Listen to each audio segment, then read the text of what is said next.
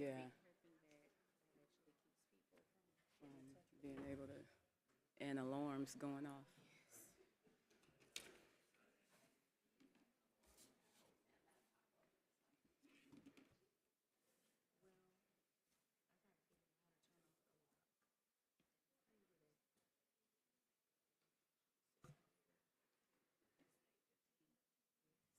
I'm gonna go ahead and get started. All right. Good morning, everyone. I'll go ahead and get started. I know we're um, running at about 45 minutes for this session, so wanted to go ahead and kick everything off. Happy to see everyone in the audience right now. I know it's early, so I appreciate you getting up and coming to this seminar. I am Dr. Dominique Williams. I am the head of cost control and strategic scheduling operations at Google. I lead a global team that is responsible for optimizing the execution strategy for data center construction and providing detailed insights from cost analysis. I know I have some fellow Googlers here today. Thank you so much for joining, as well as my mom. So thank you for all of the support, as well as everyone coming out. And I am also the moderator for today's session. Today's session is First Time Managers, Essential Strategies for a Successful Transition to Leadership. You may read my full bio in the conference app. If you haven't done so yet, please go ahead and download the Career Communications app. You can find that in your app store. You'll be able to rate this session as well as get in contact with any of the presenters and the panelists and read their full bios. Now, I want to introduce you to our prestigious guest that we are joined here today with. The speaker for today's session is Dr. Aria Jones.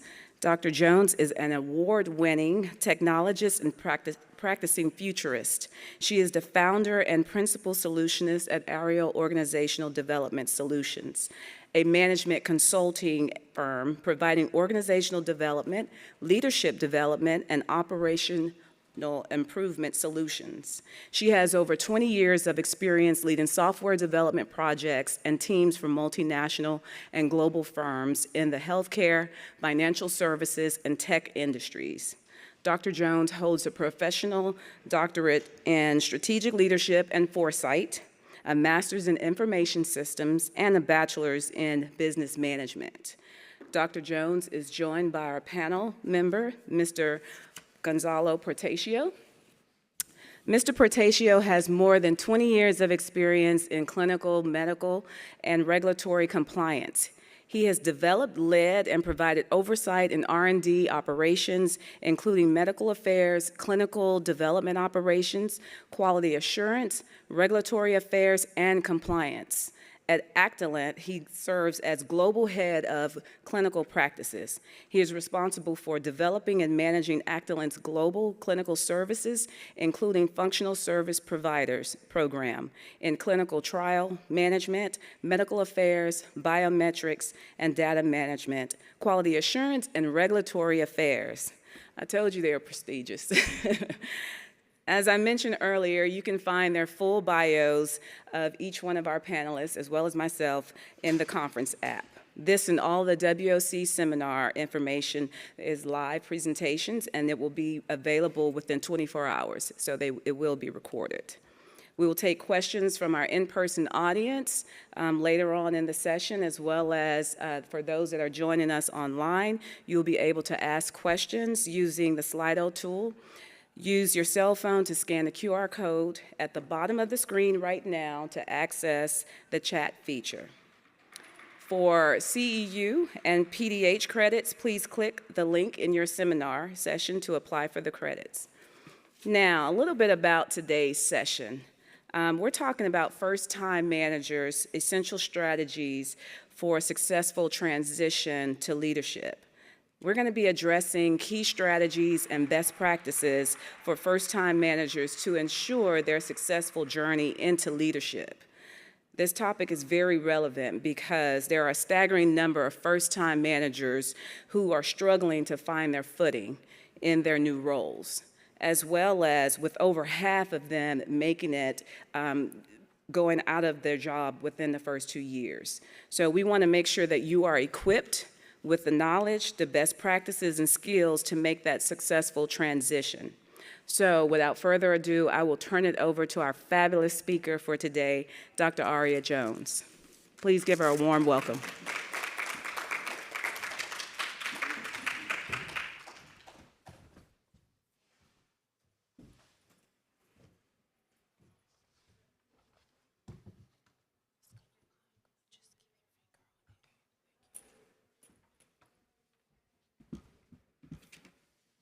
Good morning, everyone. Good morning.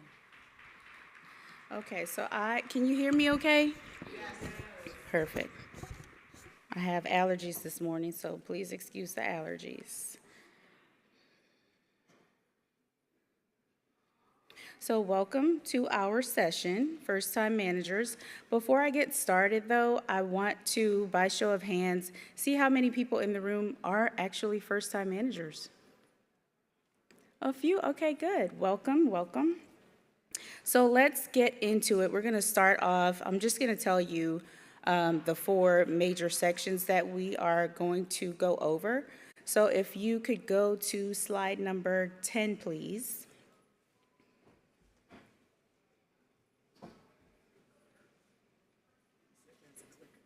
Do I have a clicker? Let's see. There we go.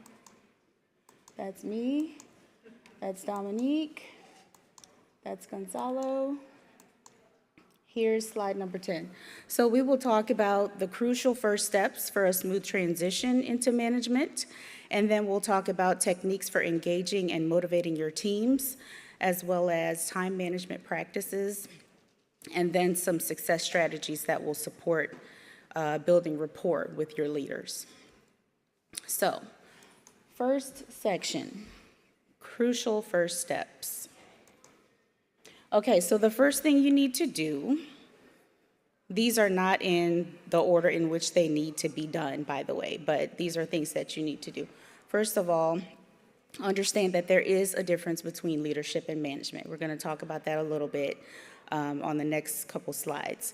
You need to know who you are and where you are. We'll also talk about that. And the 5 practices of exemplary leadership.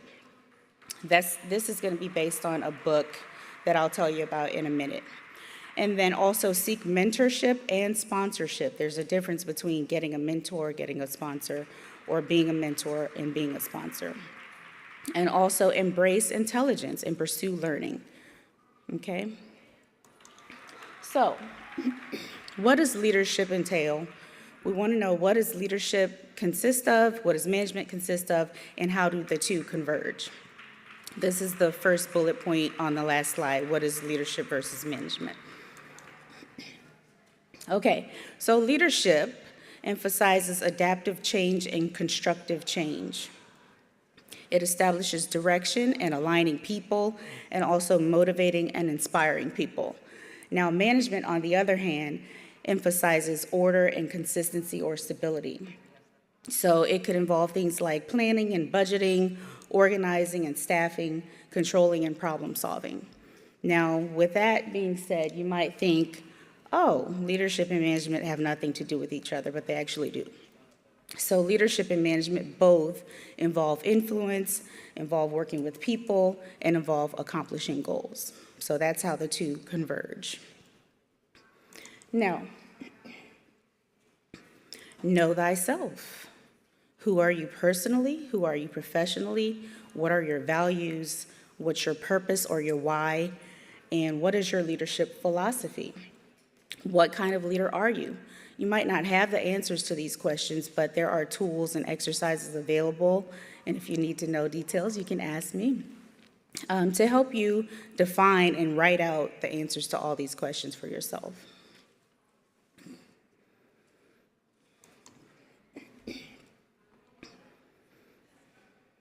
Okay, so who are you? Going a little bit deeper into that. Let's define for yourself your character, your virtues, values, and purpose.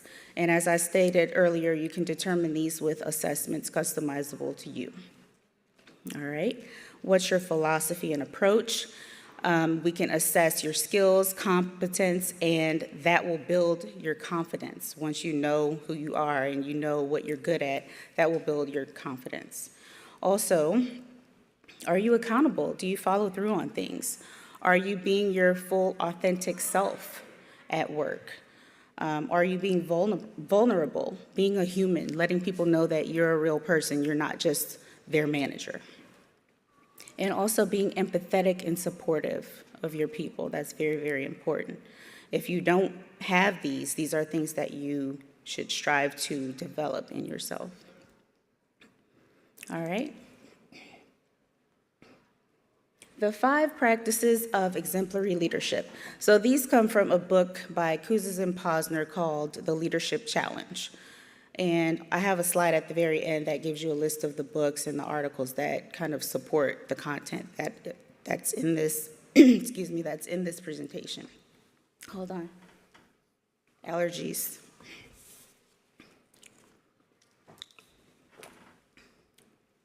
Okay. So the first one is model the way. You've heard lead by example. That's what model the way means. So be the change you want to see. Whatever you want your people to do and how you want them to behave, that's how you need to behave. Inspire a shared vision. So the company will have a vision, the organization, the department, the team, all have a vision. Your job as their leader is to inspire a shared vision, okay? And then challenge the process. Things are the way they are because that's the way they've always been a lot of times. But as a leader, it's your job to challenge the process. Why is it this way? Are we doing it this way for a reason? Could we do it differently? Could we make it better? So just don't do it the way it's always been done just because that's the way it's always been done. All right, enable others. That means exactly what it sounds like. People on your teams have skills and they have passions, and as their leader, it's your job to empower them and enable them to do what they're good at. And encourage the heart. There are people on your teams that are creative, that are innovative, and that are highly skilled, and you have to encourage them to bring that out of them. Don't just make them feel like, oh, well, you have to do what I say or you have to do what we are told to do. Encourage people to speak up and share their ideas and their talents. That's what encourage the heart involves. Okay, now, these slides, I won't spend too much time on them because I kind of just explained them, but I put this in the slide deck so that when you download the slide deck, you have these as bullet points for yourself. So that's model the way. Inspire a shared vision, challenge the process, enable others to act, and encourage the heart. Okay, so before we go on to the next section, which is mentorship and sponsorship, do we have any questions or comments in the audience? All right, let's go to mentorship and sponsorship then. So as a new manager or an aspiring new manager, I recommend that you enlist a mentor. Also seek a sponsor. You need both because a sponsor does things for you that a mentor can't or won't do for you.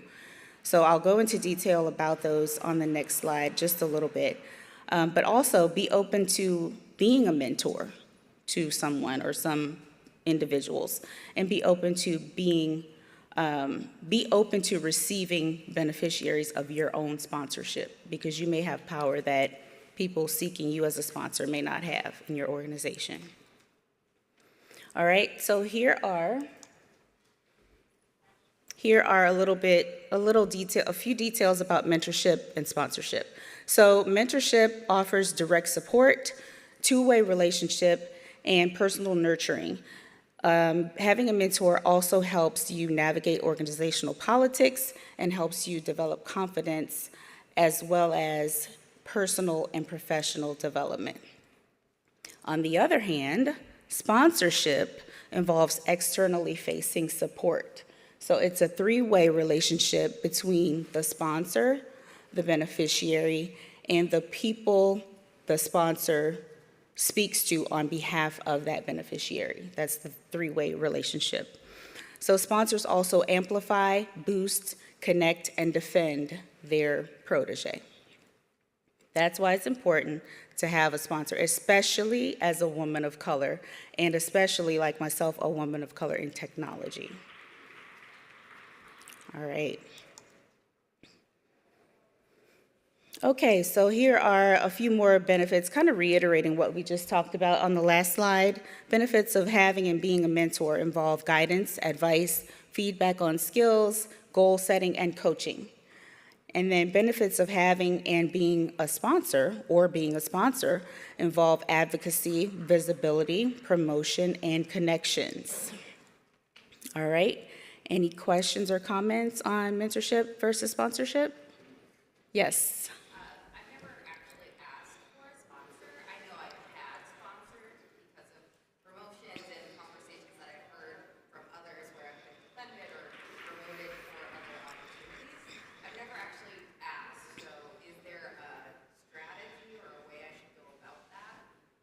Great question. I don't know if everybody heard the question. The question was, is there a strategy or a specific way to go about asking for a sponsor? That's a good question. It's not just, here, do these things, right? But basically, it's about relationship. Essentially, you will have some connection with someone who you may see as a potential good sponsor for you. And when you build the relationship with them, it's okay to just have a coffee with them, have a lunch with them, and just ask, would you mind being my sponsor? Most times people will not say no to that.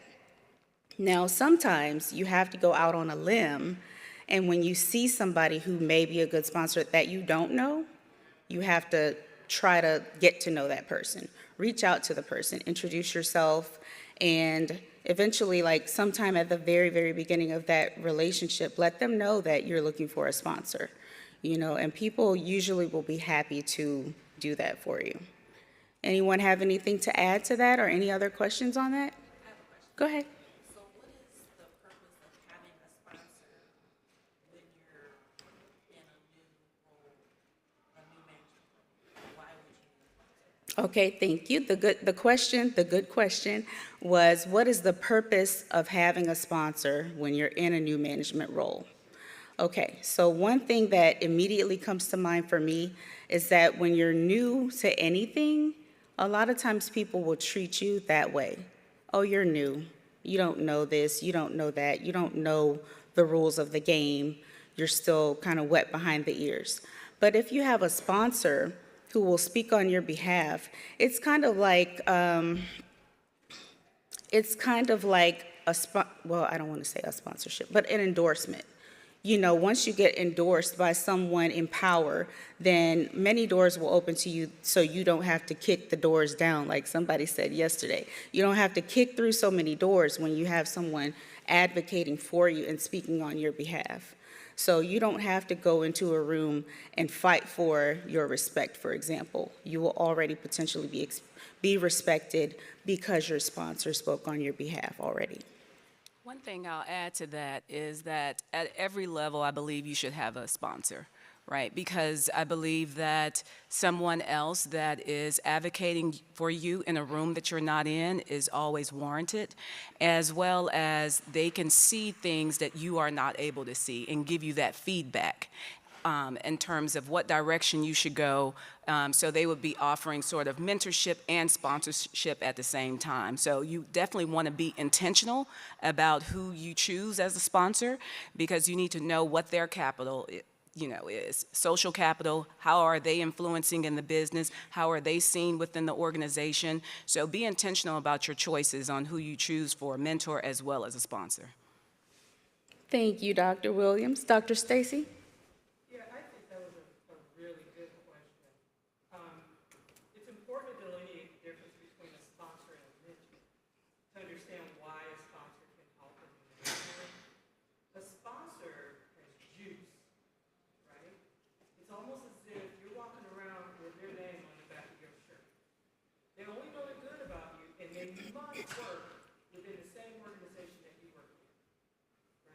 Whereas a mentor is somebody who knows the good and the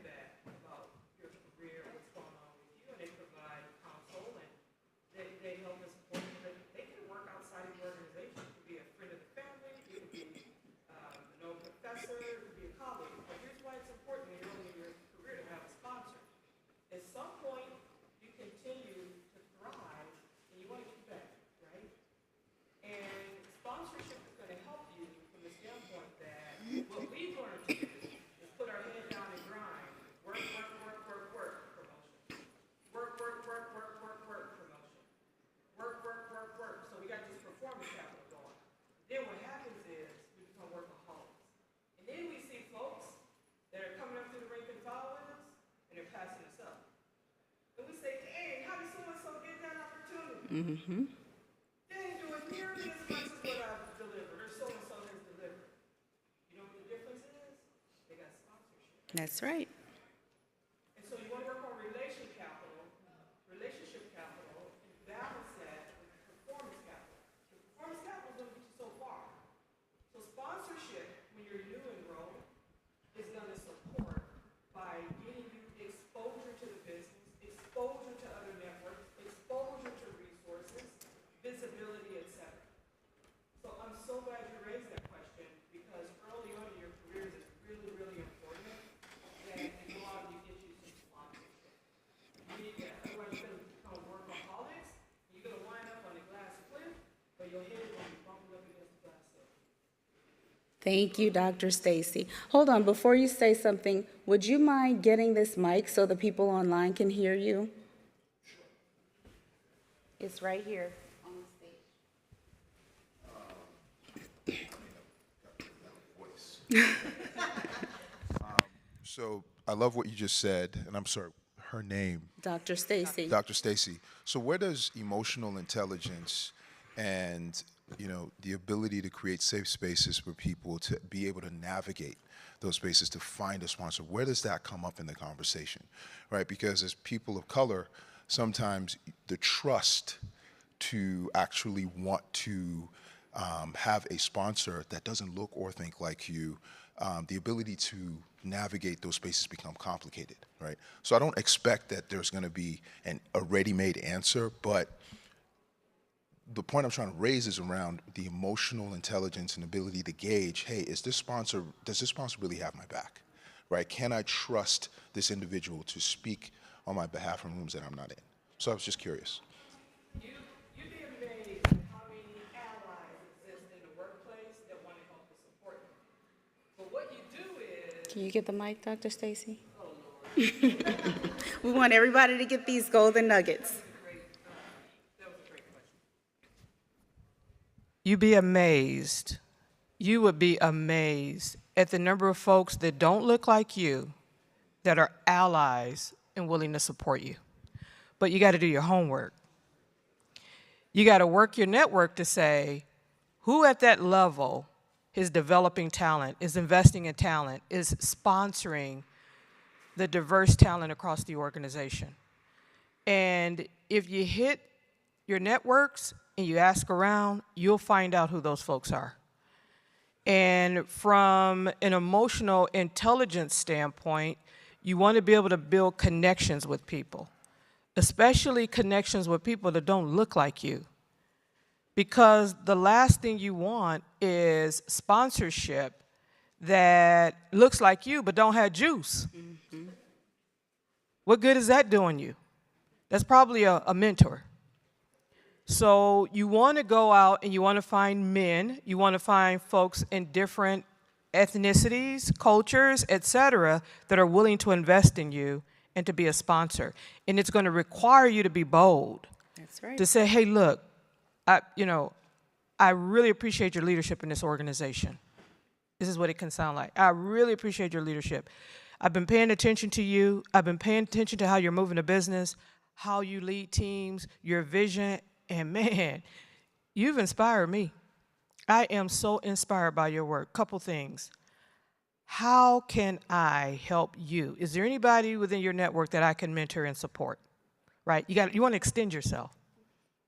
And by the way, I want to stay in touch with you. Now, you notice I didn't ask. I said, I want to stay in touch with you. I want to learn more about you. And when you get that opportunity to have coffee or what have you, you tell them, would you be willing to advocate for me? Like, here's a few things that I'm focused on that ties back to the strategy, and I'm not sure if you are aware of this work, but here's some things, and I really, really want your help. Or is there somebody in your network that you would recommend? Because if they recommend somebody from their network, now you're part of their network. Work it. Work it. Thank you, Dr. Stacy. All right, any other questions or comments on that before we move on to the next section? All right, let's go on then. Next, we want to talk about embracing intelligence and pursuing learning. All of us are very smart. you have to be in the position that you're in. But my point about embracing learning and pursuing intelligence is to know that there's always more for you to learn. There's always something that you don't know. And embrace the fact that the people around you know some things that you don't know. Don't feel intimidated. Sometimes leaders, or I guess I can call them leaders, not good leaders, may feel intimidated by their constituents if they feel like that they are smarter than they are. Well, that's really a benefit. So the whole point of being a leader is to collect everyone's knowledge and skills and do something great that the leader, him or herself, cannot do on their own. So embracing intelligence and pursuing learning is basically about welcoming the knowledge that you lack, adapting according to new knowledge, because you've heard the term maybe that when you know better, you do better, right? So when you have new knowledge, you should adapt accordingly and challenge your knowledge and your thinking.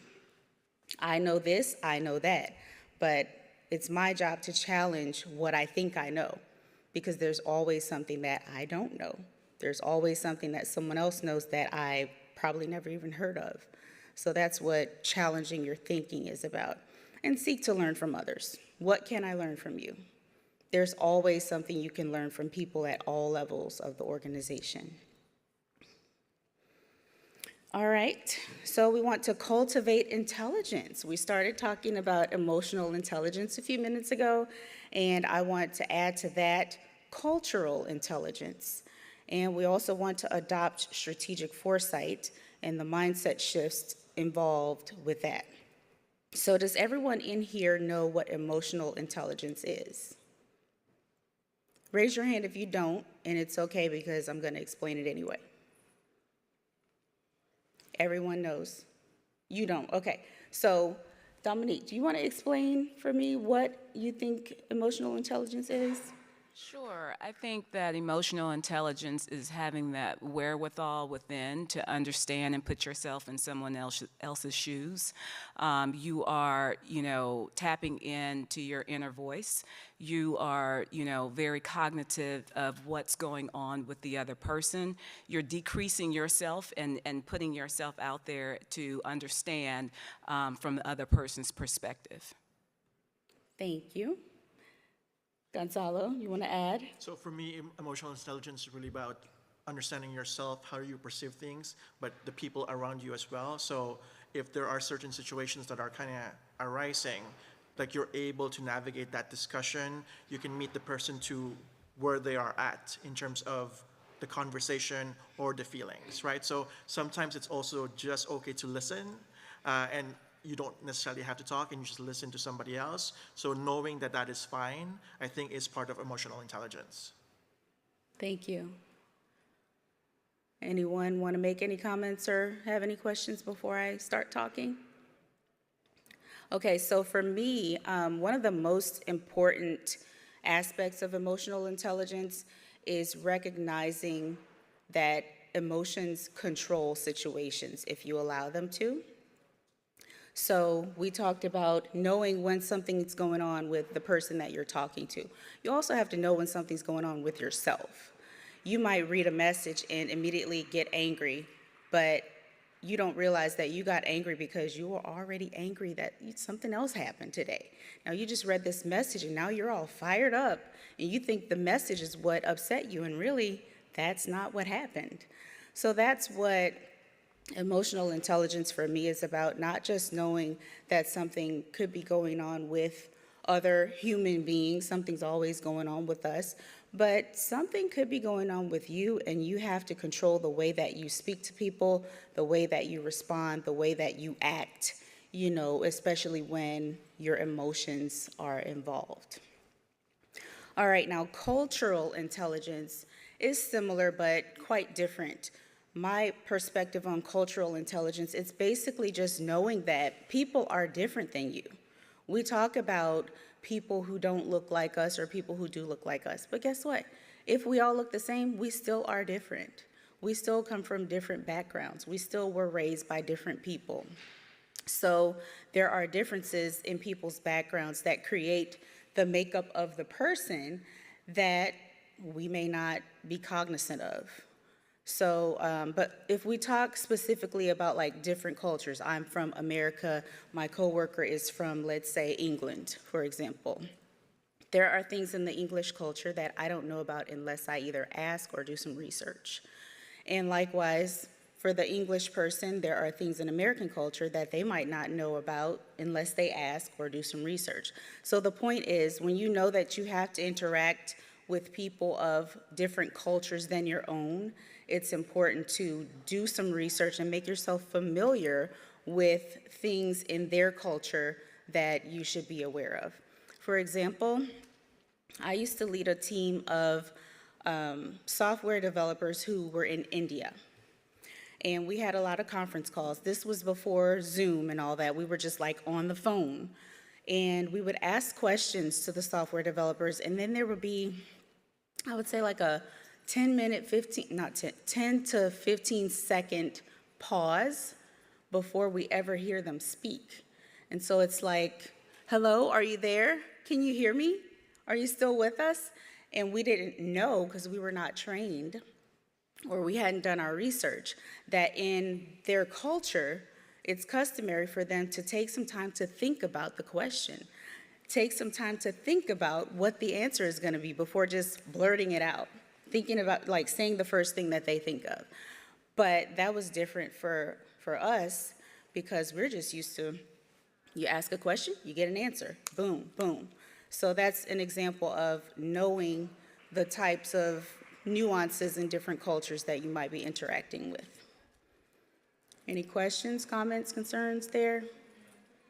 Okay, so strategic foresight is another thing that I think that is very important for new leaders or any leader to adopt.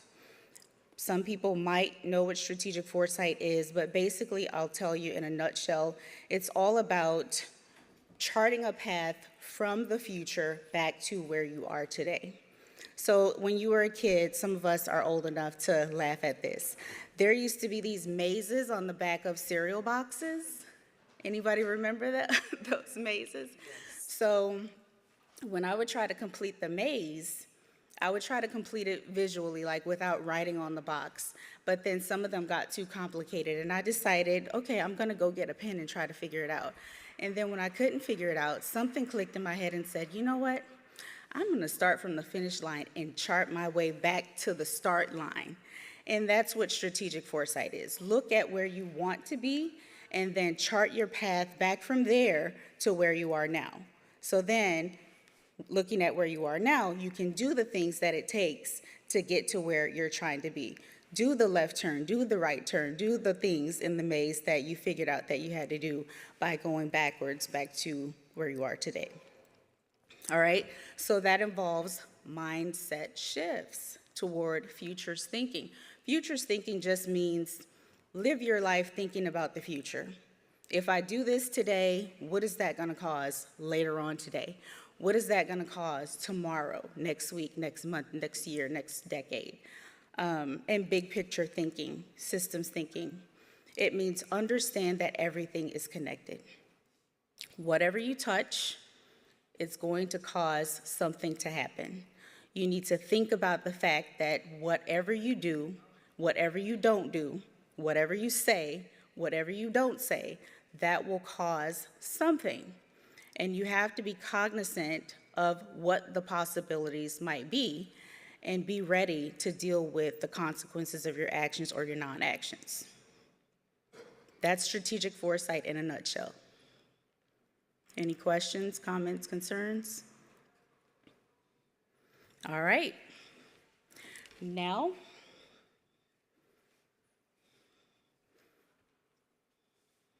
I guess I cheated you out of something. This is what I was just explaining right here. All right, now we talked about emotional intelligence and cultural intelligence. And emotional intelligence was basically just recognizing the reciprocal relationships between emotions and thinking. And of course, thinking causes action. And understanding that emotions affect your experiences and the things that you do. And then on the other side, cultural intelligence, being aware and having reverence for cultural diversity, people who come from cultures that are not like yours.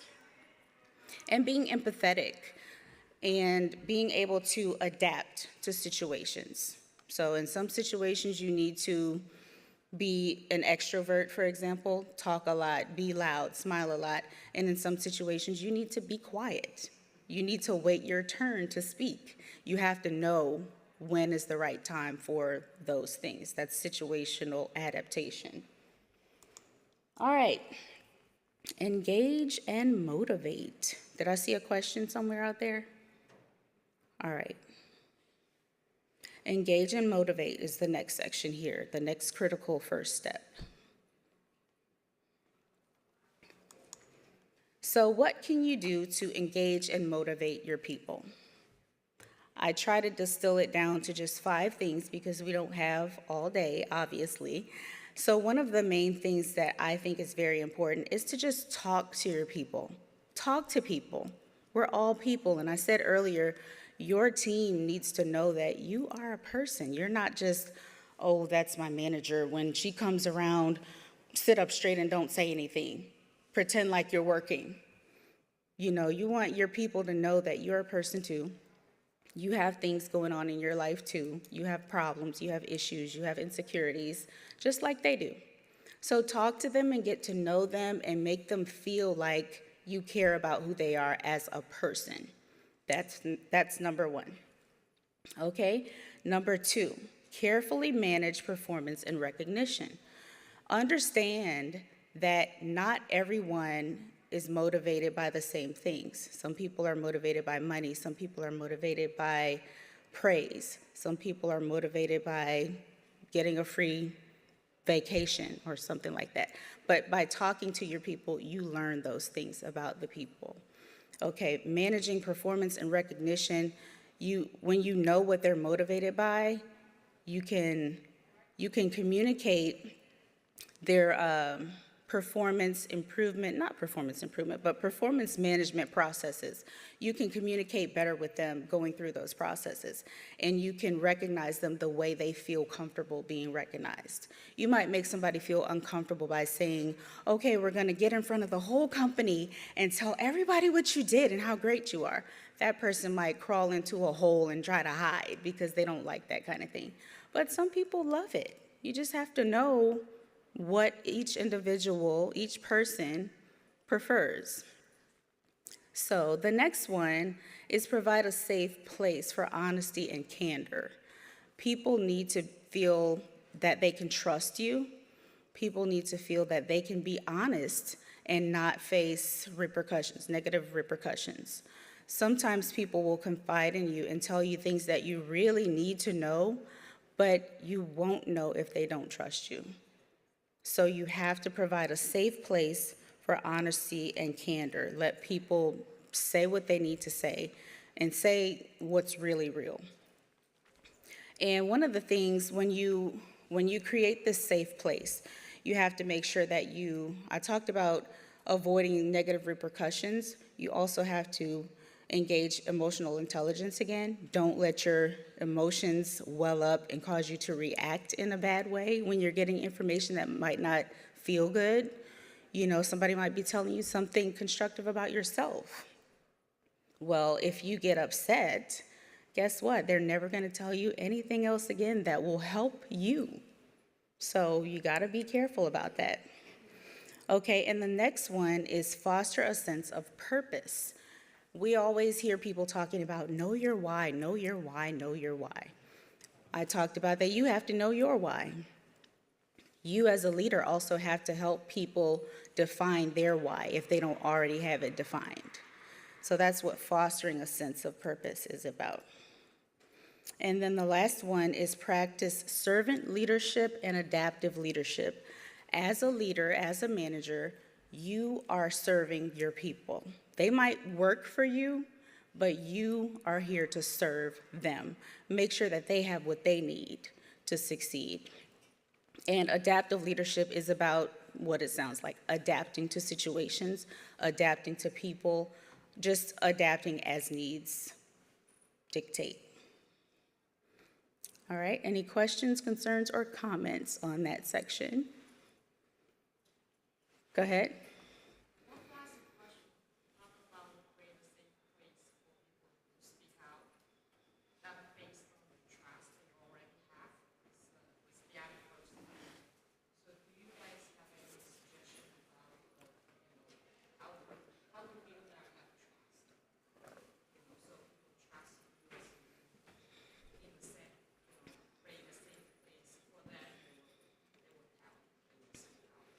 A couple of things. Thank you for your question. I'll repeat the question in case everybody couldn't hear it. It was about creating a safe place for honesty and candor. How do you build trust with people? How do you create the relationship that allows them to feel like they can be honest with you, basically? So one of the things is something that I said earlier, is talk to your people. It starts at the very beginning. Talk to people. So when I got my first management job, I decided, I think somebody advised me, that I should have one-on-one meetings with each person on the team once a week. It was a small team of like 10, so that was okay. But for managers who have like more than 10, it's probably not easy to do a meeting with everybody once a week. But the point is regularly scheduled one-on-one meetings to talk with the individuals and say, hey, this is your meeting. Let's talk about what you want to talk about. Whatever you want to talk about, we can talk about it. But at the same time, be ready to talk if they don't want to talk or if they don't have anything to bring to the conversation. You be ready to have something to share. And just those regular conversations, that builds a relationship. And another recommendation with those talks would be to have the talks in like a neutral environment. Don't say, come to my office and let's talk. Let's go get some coffee, or let's go sit outside. Let's go for a walk. And that creates more of a trusting relationship because it seems less business-like, less formal. It seems like we're trying to build a friendship. All right. I had another thought, but it escaped me. Maybe it'll come back. Question?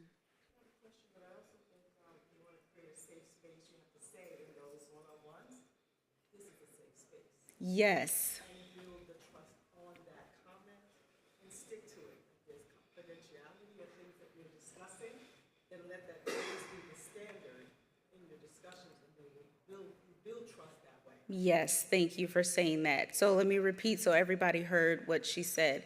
She said it's important to say the words in the meeting, this is a safe space, and to reiterate to the person that this can be confidential. You can say what you need to say, and this can stay between the two of us, and you don't have to worry that everyone will know about this after we have this talk. So yes, thank you for saying that. It is very important to say the words, this is a safe space.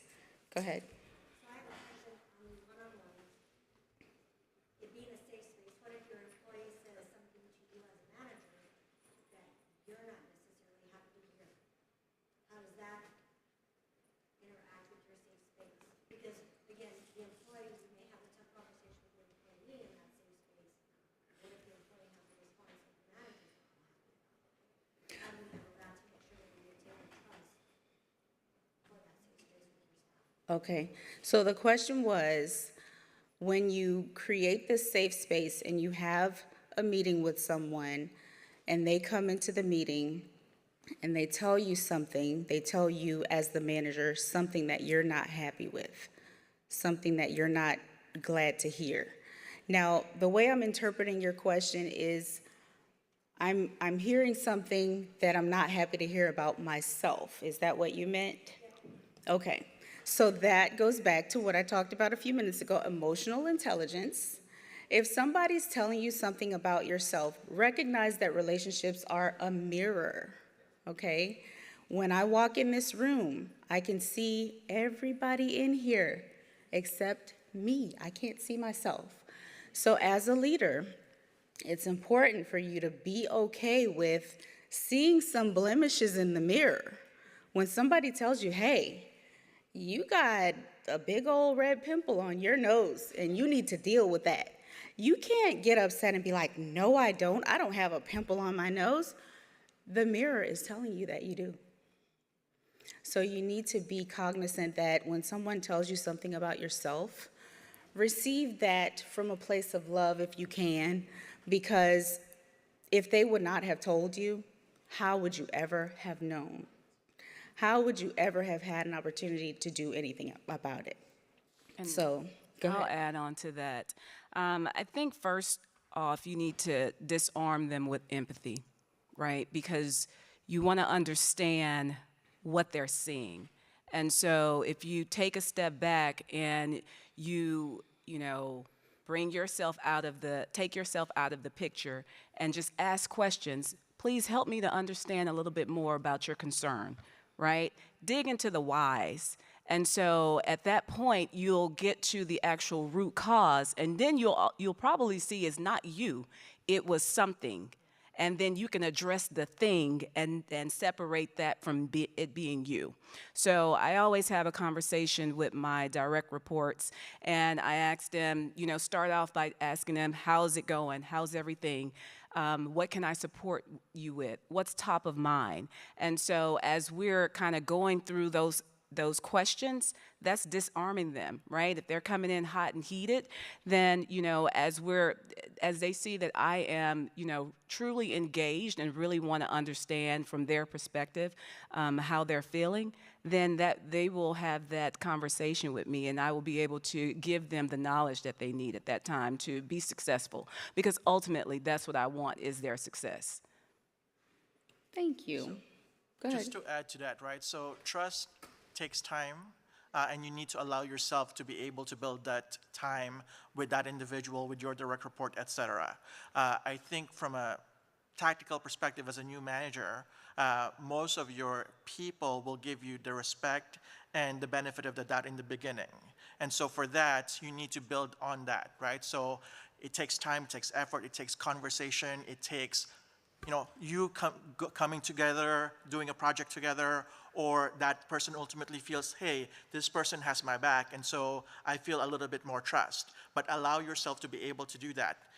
The one thing that I probably should say is, you got to be transparent with your direct reports. Never say anything, oh, everything is off the record, because you can't. As a manager, there are things that you have a duty to report to. So if there's things that are happening that, oh, you know what? There is a certain something here that I feel strongly about, and this is what I'm going to do, X, Y, and Z, and inform that person. But knowing that you're going to support that person, you're going to go through that person's experience a little bit better, but that transparency in the beginning to make sure that they are supported needs to be there.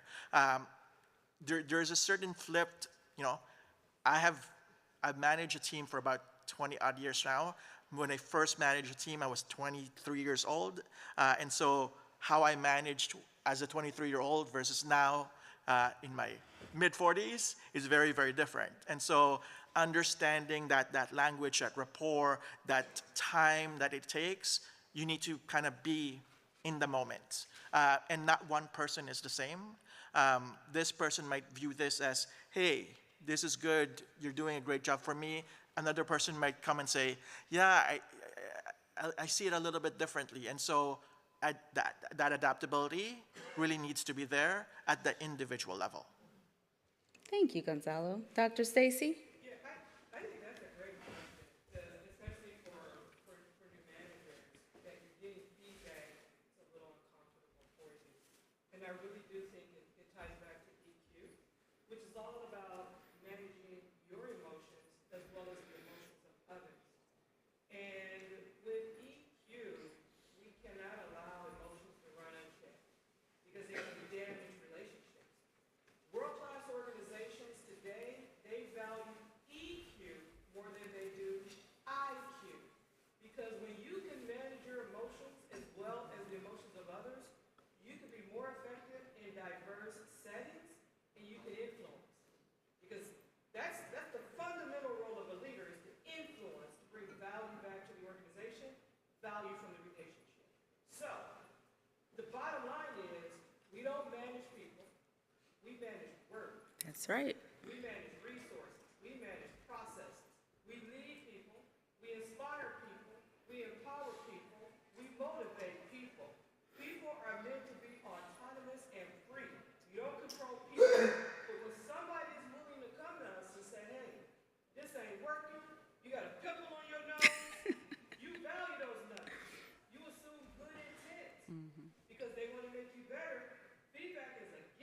It is a And gift. when you have that type of talent that's willing to come forward and they have the courage, a lot of times they speak with members of the team too. They're the ones though that's the boldest that are willing to share it with you. What I do is I reel those people in and I'm gonna invest in a relationship. I wanna get to know that person. I wanna get to understand that person. I want more because my job when I show up every day is to be an effective leader for the business, to bring value. And you do that by extracting value from the team. And you can't do that unless you have a connection. So you want more of that. Because at the end of the day, it ain't personal because they don't know you personally. Because when you roll up out of there with your bag and your keys, they don't know you. Right? It's all about the work. And so when you get those nuggets, it's best to get them and to get those nuggets in the moment and not when it's eval time. And it shows up and your manager is questioning you about feedback around how you're showing up every day. So you want to pull that out.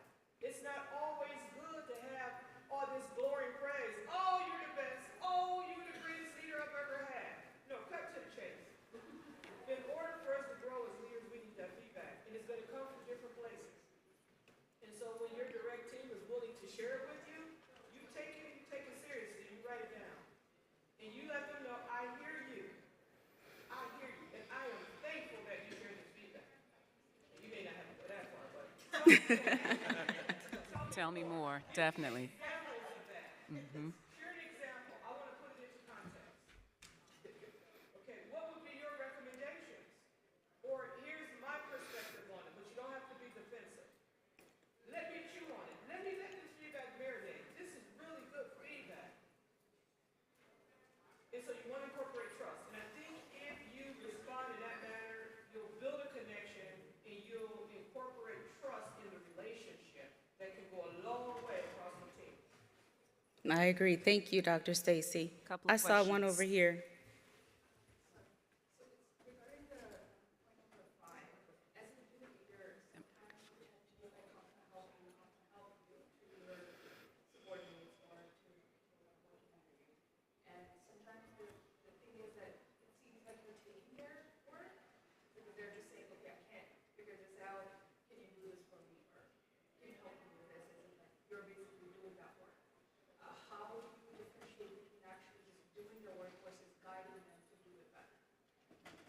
Okay, thank you for your question. The question was, as a new manager, talking about point number 5 on this slide, servant leadership.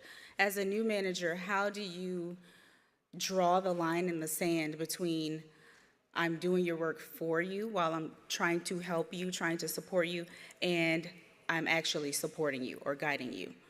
And I think I saw some signals over here that somebody wanted to answer that. Did you want to say something, Dominique?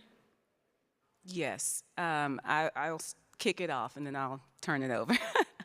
I think one thing is you have to set expectations for that person and your team, right? And whatever assignment or task that they are, supposed to finish, you set the expectation around what good looks like, right? And so you can advise and coach, but you shouldn't be taking on the work. I think we mistake servant leadership as a doer. You have to transition from IC, individual contributor, to now manager. And so when you're leading and you're guiding, you're not doing. And so you also have to look at what does your productivity look like. Your productivity looks different from individual contributor. How are you successfully navigating this person from, completing that task? What questions are you asking them so that they can get through that assignment, right? And so as you're having those conversations, you're building them. And it's different levels. So if you have a teammate is that at a lower level versus a higher level, the expectation is different, right? Your conversations are different.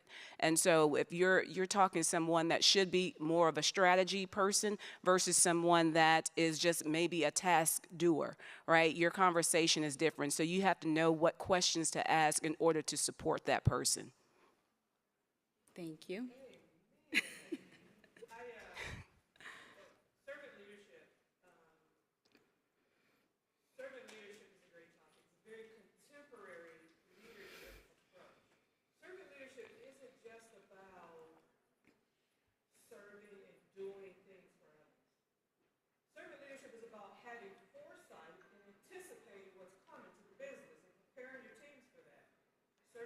leadership is about creating inclusion. It's about teaching and developing. So here's the deal. As a new manager, you're probably transitioning from an individual contributor to a leadership role. It's important for you to embrace your responsibility to develop talent. And so I think it is admirable to walk with your talent and focus on teaching and coaching skill and meeting folks where they are. Sometimes it's easier to just do it. Yeah, just implement. That's the worst thing you want to do as a new manager. Absolutely. You want to focus on developing talent. I'm a coach. My doctoral dissertation was on leadership and performance and viewing leadership as a cost of doing business. And so, as a new manager or leader of people, you want to be patient and you want to focus on skill development and growing capability. When you do that, you're bringing value back to the business. Everybody loves those kind of things. When you can develop a high-performance culture. But 2 jobs is for 2 people, right? Because if you get into the habit of taking on somebody else's work, then guess what? You're going to burn out. That's right. And you're going to be no good to your team, and you're going to be no good to your family. So you want to make sure you dial in on and assessing what skill, what visibility, what capability do I need to grow in this talent? And be very, very deliberate. And say, hey, look, here are your strengths on this work. I love when you do X, Y, and Z. You're bringing it in this space. Here's what I see. I want you to dial it up in this area. Here's a few resources I can share with you. Matter of fact, so-and-so is role model in this space. I want you to set up time to go talk to so-and-so and tell them I sent you. And then I want you to come back. And then let's walk through this together. And by the way, let's collaborate with a couple of folks on the team who can provide insight. Right? 2 jobs for 2 people. But you want to get into the habit of developing and growing talent. You don't need superstars on your team. I don't need a team of superstars. I'm going to develop my superstars. I mean, you come to me, you're a superstar, that's good too. But you got to have confidence because you were promoted to manager, you know the work, you know the skill, you know the capability, go grow. That's what servant leadership. Thank you, Dr. Stacy. Now we have about, 15 minutes left or less. So let's try to get through the rest of these, and we will still try to leave some time for a few more questions at the end, but I'm glad we have a discussion going on here. This is really good. So the next section, how many? 1 minute? Oh. Okay, 1 minute. All right, well, let me rush through this last couple things. Here are some time management skills for you. I won't read them to you. Again, you will have the slide deck, but we've talked about keeping your goals at the forefront. Don't spend time doing things that are not contributing to your goals. Okay, prioritize based on value, communicate, set boundaries, and understand that there's trade-offs for everything. Okay? That's what you were supposed to be looking at. Okay, now success strategies to build rapport with your leaders. We've talked about a whole bunch of them throughout this whole discussion. Many of them are encompassed in this slide, and I think all of them were encompassed in this slide. So that's the end of the presentation, and this is just a summary slide, like a one-pager for you to carry in your back pocket if you feel like you need that. And feel free to take a picture of it, and if not, like I said, you will be able to get the slide deck through the app. All right, thank you all for coming and participating in our session, and that's a wrap. Thank you.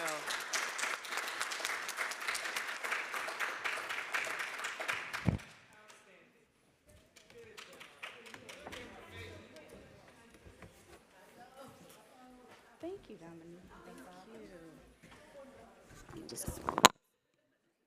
Again, if you have any questions or anything, our panelists will still be here, so feel free to come up, have conversations with us. We'd love to talk to you. 9:30. Oh, we do have 15 minutes. Perfect. So if we have additional questions, we can open the floor up for questions. I think discussion and conversation is key. So, go ahead.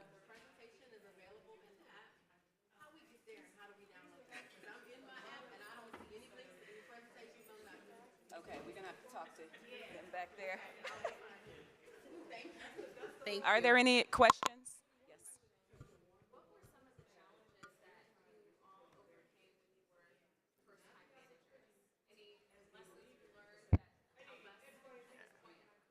Yes, I think the question was, what are some of the challenges that you learned when you transitioned to a manager?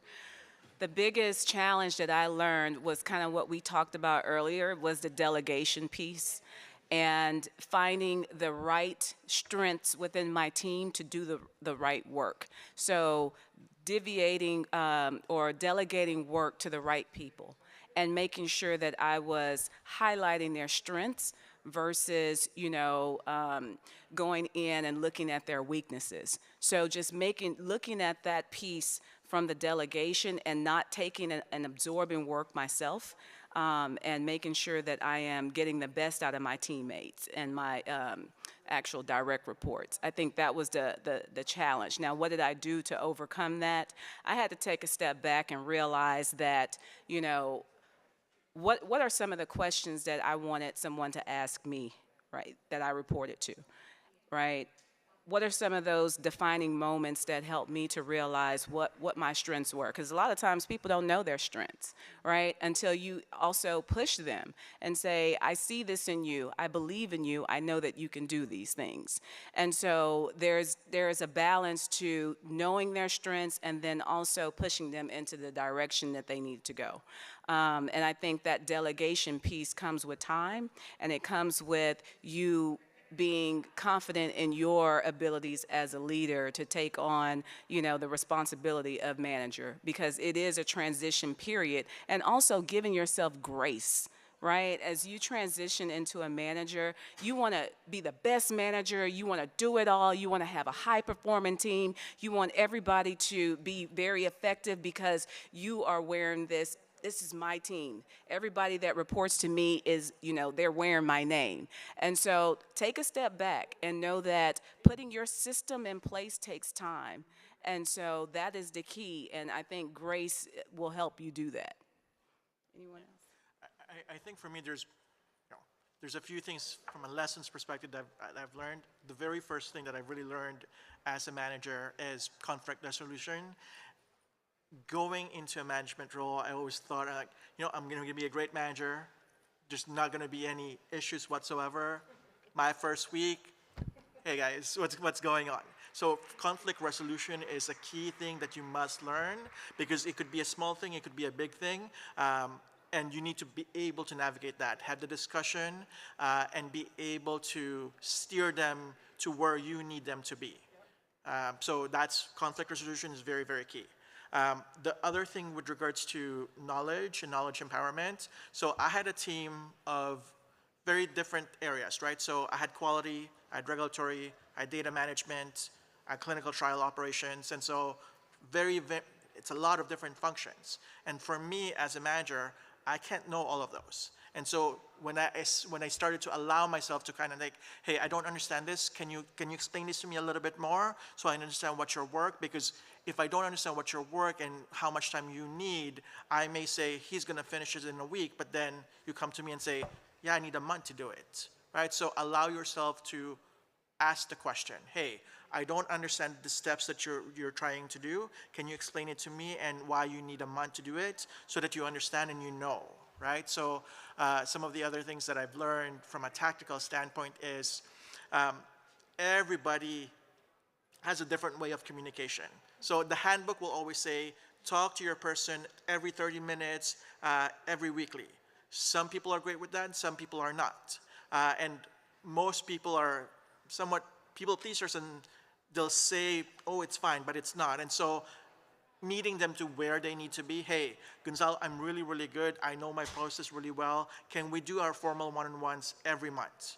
I always keep like, hey, I am available from this time and this time, and so if you have any walk-ins, that's the time that I'm going to be online. I also have a virtual team plus office team, and so I am going to be online. I'm going to be in my office from Mondays from 9 to 10. So if you have any walk-ins, something that needs my attention, you come during that time.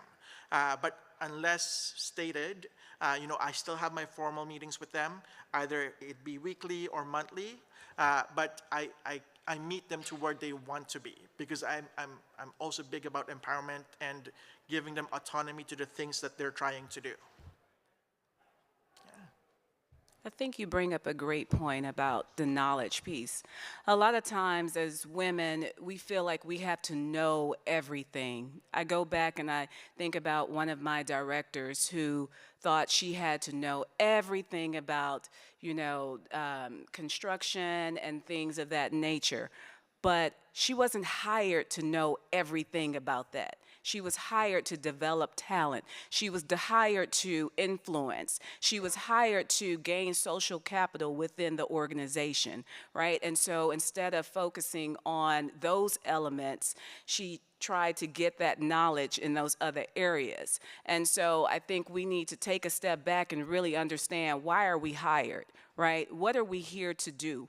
And so I want to hire people that know more than me in certain areas, right? That's my job. And so you're looking for those standout stars that have that knowledge in those different and components that can add to you. You're putting the pieces of a puzzle together. So as long as you have every piece that you need, and knowing and understanding what pieces are missing, then you can go off and develop and build your talent pipeline.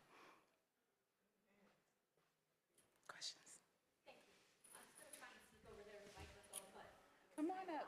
Your voice is not that loud, so yeah. So I come from a lab, frankly, with a bunch of nerdy people on the bench, and they don't necessarily have all the social skills that a lot of people have. But what we have seen happen, I've been there many years, I'm one of the elder people. Somebody gets promoted from the bench because of their performance on the bench, not because of their social skills or because of their emotional intelligence. So when they're initially promoted to be a manager, they make some missteps, and their trust sometimes is eroded fairly quickly in that manager-employee relationship. I've seen where they think it's their job to micromanage people that have been doing the job for 30 years and don't respond well to micromanagement. So when trust has been eroded in the initial stages of somebody becoming a manager, what are your suggestions to rebuild trust, or start off on a new foot? Want to take that one? Sure. So I think for me, trust rebuilding, so let me take a step back. Just as a framework, in my first job, I had a team of like 6 research assistants and about 7 or 8 nurses that's been there forever. And with the nurses, they're autonomous, they do their thing, and you just kind of don't manage them in a way that you would typically manage a team or an individual, right? And so for me, in that first scenario, going to them and telling them what to do, how to collect data. I'm like, Gonzalo, I know this already. You don't have to come here. You're wasting my time. You're wasting your time, et cetera, et cetera. And so for me, I had to take a real step back and be real with myself and kind of focus on, hey, something is not working here, and let me figure out why. And so I've sat down with all of the nurses that I manage and kind of say, hey, how do we need to work together in order for me to get what I need and for you to be able to do what you need, right? And so taking the steps, spending the time with them on the medical floor, understanding the things that, that's important to them are the first steps that I did in order for them to regain trust with me. And then, like I said, trust building takes time. And so you need to be able to be there for them consistently. Know that you're going to make mistakes along the way. It's how you manage to turn it around, what makes you a really good leader, a really good manager, in order for them to kind of see that. But you must allow yourself to do that failure and to live it, and then to get back and work with your individual teams to be able to see them, hey, he or she's improved. Oh, I see this very differently now. So take that time. Yes. And I want to add to what Gonzalo just said. I think it's important to acknowledge the misstep. Hey, I noticed, or I learned, or you told me that this happened, and when this happened, that I did this and it caused this. Okay, so you want to acknowledge it first, and you want to tell them what you learned from it and how you intend to behave differently or act differently in the future. And like Gonzalo said, the relationship, building the relationship will build trust. Right here, we have another question. Thank you. Thank you. Hi, everyone. I am Shayna Green. I'm a senior research scientist at Amazon. I currently manage one person, and I would like to manage a bigger team, but currently, a lot of businesses are facing, restrictions and hiring and growth.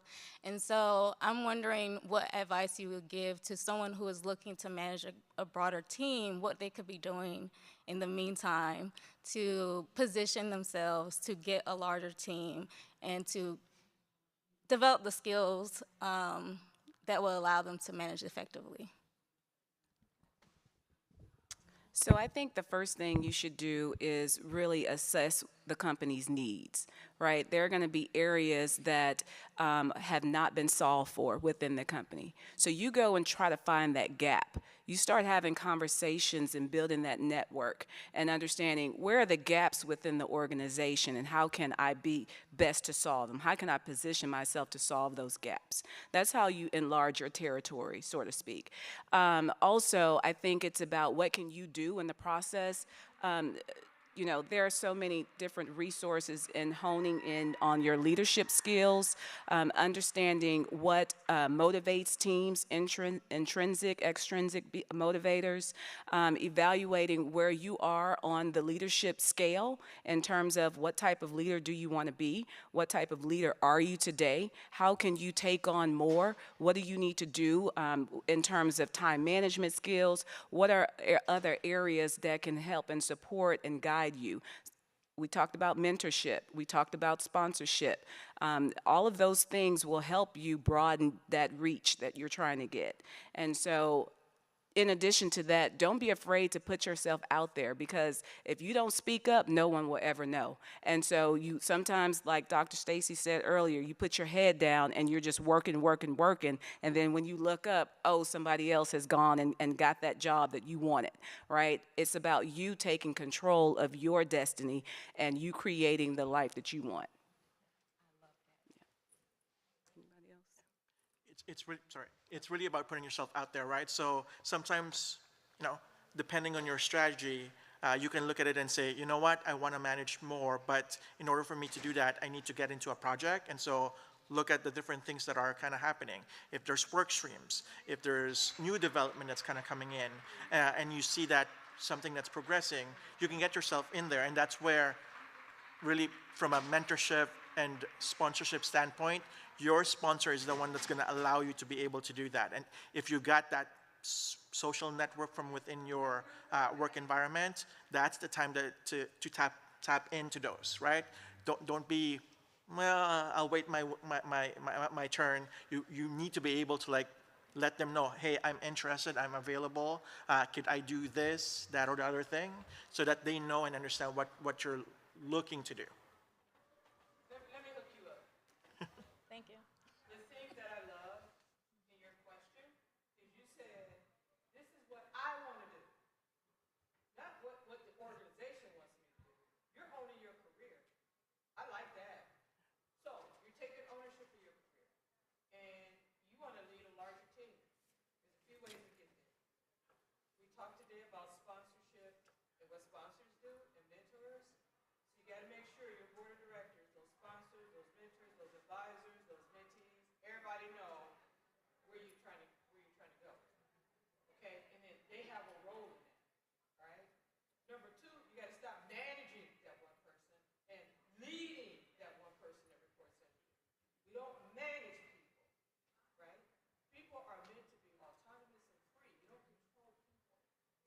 And it sounds like semantics, but this generation of talent is not going to be managed. They're not. You're not going to control people, not this generation. Let them be free. So you take that one talent and you help grow that talent. You get them exposure, you get them visibility, you coach your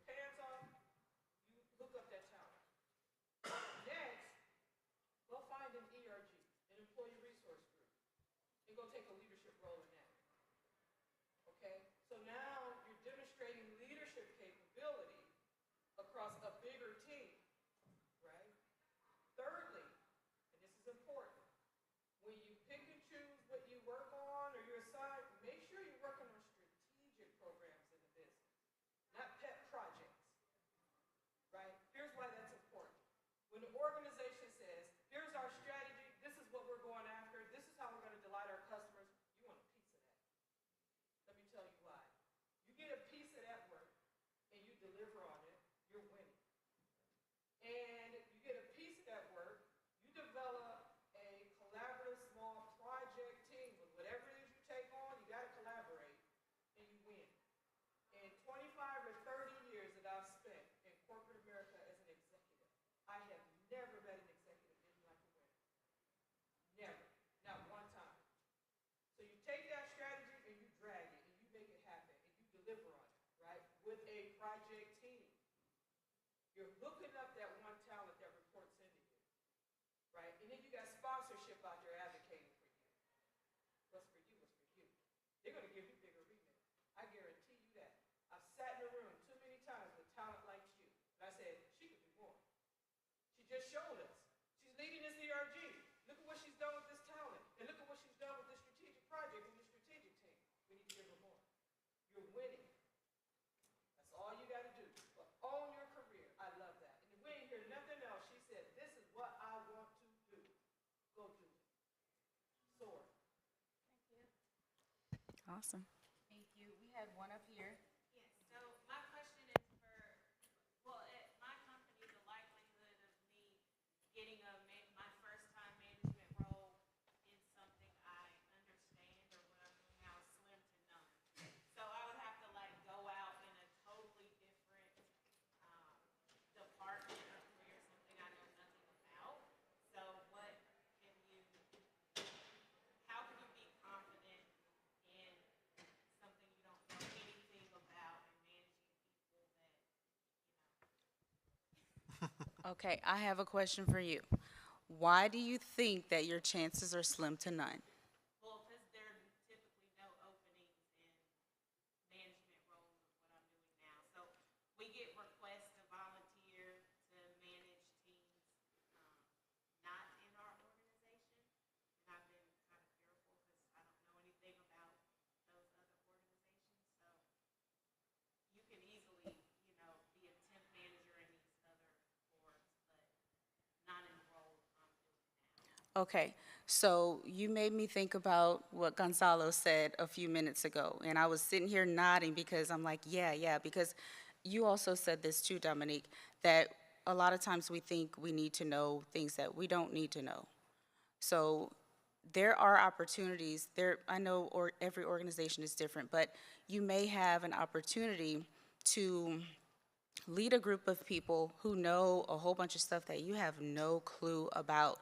And you don't have to have a clue about all of that stuff. Just a general, very, very high-level understanding that you can get from someone taking a few minutes to explain things to you. You don't have to know how the engine is built and why it works. You just need to know that, okay, here are the overarching concepts. So I would just recommend to try to become familiar at the high level with things. I faced that in my career as well, leading software development teams. I am not a software developer. I have never been a software developer. And when I was getting my master's degree in information systems, that's the one class I made a C in. I made A's in everything else. I'm not a software developer, but I could lead a team of software developers because I don't need to know that stuff. Let me know what you need to get your job done in the best way possible, and it's my job to make sure that you have what you need as a leader. And they just told us we're out of time, but if you want to talk to us, we'll be back there. Yes, because I have more to add to that. Thank you all so much. Thank you.